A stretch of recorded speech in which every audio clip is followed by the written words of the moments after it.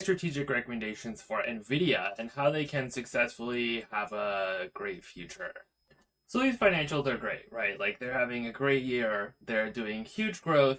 They're the only company in the world that is like really doing that, right? Like this is not how companies tend to look right now. In fact, if you take NVIDIA's supply chain out of the market is down for the last year, right? Like they are the thing holding everything up right now.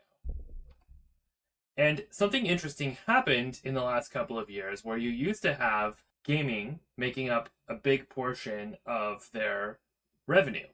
And something changed where suddenly you have this enormous data center business segment that has now become the vast majority of their revenue. And that change is AI in applications. And so NVIDIA supplies the hardware that enables AI, modern AI, to run. And so suddenly everybody wants to buy this hardware, and this becomes the vast majority of NVIDIA's business. So this is what everyone's buying. This is an H100. It's a graphics card that's really good at doing AI. This is a 4090, which lots of people who want to have a fancy gaming PC are buying.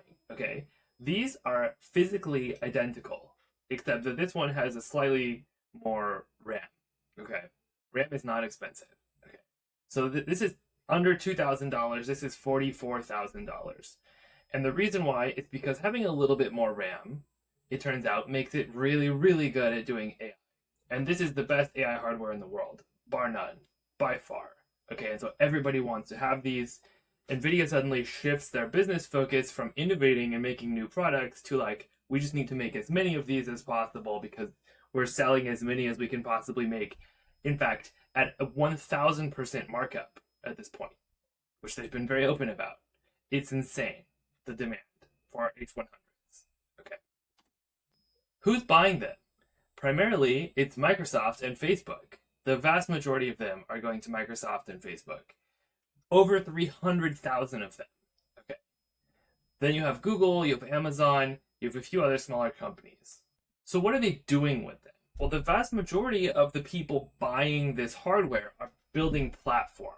Okay, so you have platforms providing APIs. People who make apps can't buy these because they're being funded by venture capitalists who will not pay for capital expenditures. They don't want you to buy things, they want you to rent things so that you can stop owning those things if you run out of money and they're not on the hook for a building or a ship or whatever. Like a venture capitalist is not going to fund buying capital expenditures, they want you to rent things.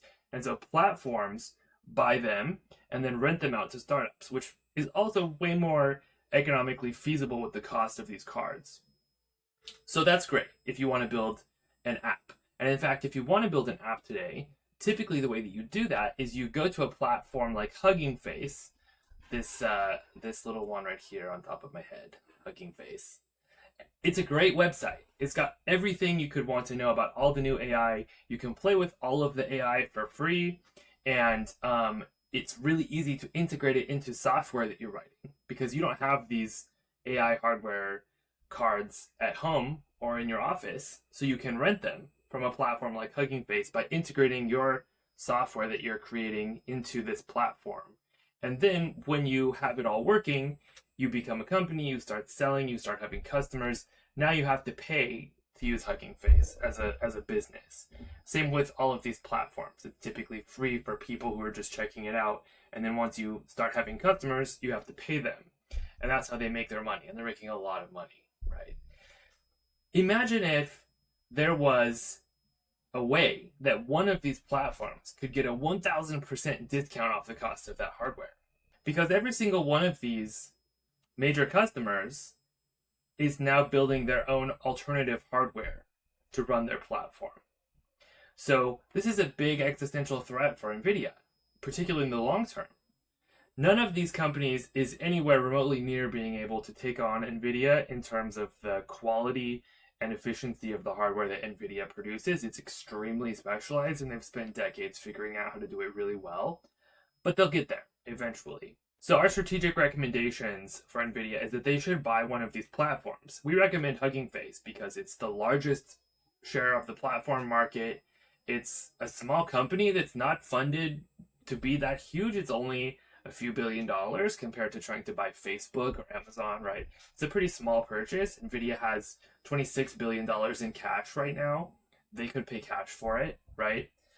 And give them that 1,000% discount off of this hardware by not charging them the markup as a subsidiary, right? And now they have a huge unstoppable advantage as the company that's already the market leader for being an AI platform, the one that all of these new startups want to use and are using, okay? That's going to carry them into the next generation of this technology. They should also raise prices on these cards. I know it's already 1,000% markup, but you're not paying that. Facebook is paying that. And Facebook is trying to compete with NVIDIA and trying to eat away at their market share. Charge them more. Okay? And then the third one is they need to start innovating again. They haven't really been focused on developing new products. They need to get back into that. They need to get back on that. They need a huge reinvestment in accelerating the development of the next generation of this hardware.